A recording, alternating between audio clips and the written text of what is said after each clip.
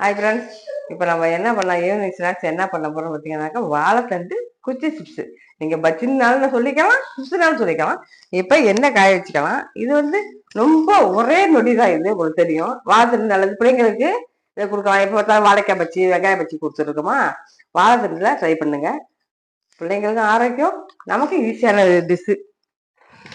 இவங்கப்பா இந்த மாவு வீட்டில் வச்சு தான் போடுறேன். இதை கலந்துக்கலாம்.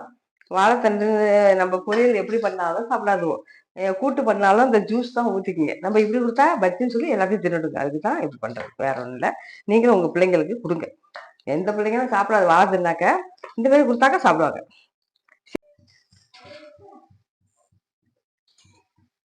பிள்ளைங்க குச்சி குச்சியாக இருந்துச்சிங்க சரியாகும். கொஞ்சம் ஊற்றிங்க, அது நம்ம சமையலுக்கு வச்சுக்கலாம். இந்த எடுத்துடலாமா. என்னன்னு நினச்சிக்காதீங்க, இதெல்லாம் என்ன பிடிக்காது. நீங்க போட்டு பார்த்தீங்கன்னாக்கா உங்களுக்கு தெரியும். நான் சொல்றதை விட இதை பார்த்தீங்கன்னா மொறு இருக்கும். ரெடியாச்சுப்பா. இப்போ பேரம்பத்திக்கு கொடுத்துடலாம். இதை கொடுத்துடலாமா. இப்போ கட்டுறேன். குட்டி உண்டு.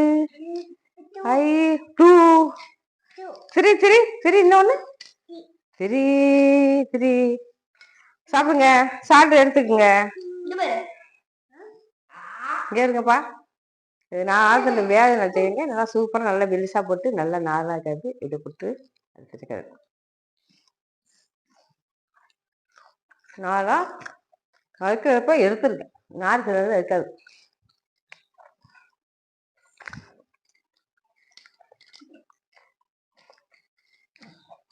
தண்ணி எடுத்துட்டு பா.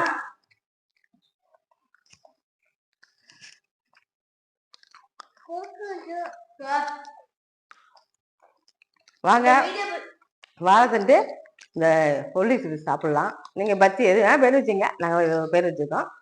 சுட்டு சுட சாப்பிடலாம். இதை ட்ரை பண்ணுங்க, பிள்ளைங்களுக்கு கொடுங்க. நல்லா கிழங்கு மாதிரி தண்டு இருந்ததுனாக்கா அது செய்யுங்க, இன்னும் நல்லா சூப்பராக இருக்கும். ஆனால் இதில் எனக்கு நார் கொஞ்சம் எடுத்துங்க, அவ்வளோதான். வாங்க, தேங்க்யூ. மற்ற வீட்டில் பார்ப்போமா.